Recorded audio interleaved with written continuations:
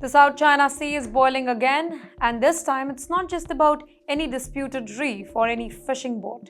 A dramatic mid-air confrontation between Chinese and Australian military aircrafts, well, it has reignited tensions in one of the world's most congested regions. Well, according to Australia's Defence Ministry, one of its P-8 Poseidon surveillance aircraft was just conducting what it called a routine patrol, and that too over international waters near the Paracel Islands, when a Chinese fighter jet allegedly flew dangerously close, releasing flares and cutting across its path.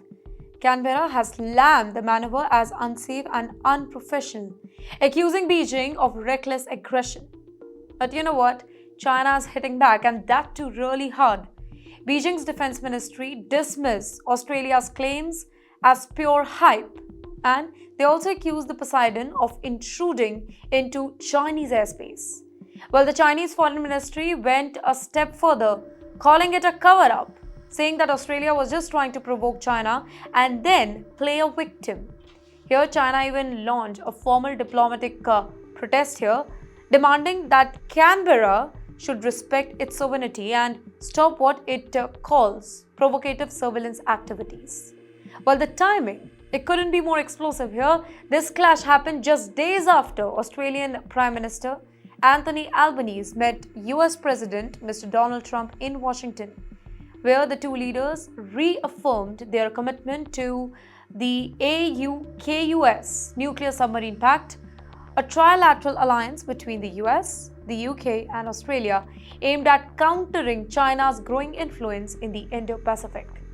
And wait, what about Mr. Trump here?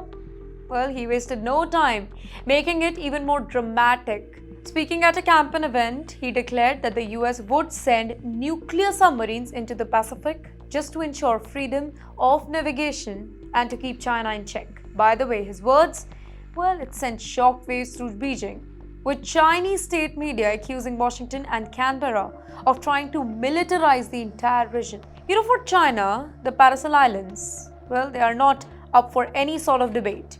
They have been under Chinese control since the 1970s, but both Vietnam and Taiwan also claim them, and according to the West, it is not a Chinese property. In the meantime, for Australia also, this isn't just about territory, it's about the right to fly and sail through international waters. Canberra says that it will continue its surveillance missions, which it insists are lawful under international norms. But, ladies and gentlemen, here's the bigger picture. This is no isolated incident. Over the past few years also, similar encounters, they have happened between China and the US forces, as well as the Philippines also. Here, experts say that Beijing's military is becoming increasingly assertive here, trying to push back against Western presence near the areas that it claims as its own. Now, for the Indo-Pacific, this is a dangerous pattern, right? Every close encounter, every warning shot, every diplomatic protest, it's like adding some fuel to the fire that's already burning. A single miscalculation could spark a regional crisis here involving multiple powers, be it China, the US, Australia, and even Japan maybe. So, while Beijing accuses Canberra of spying and Australia calls China's actions hostile, one thing is very clear.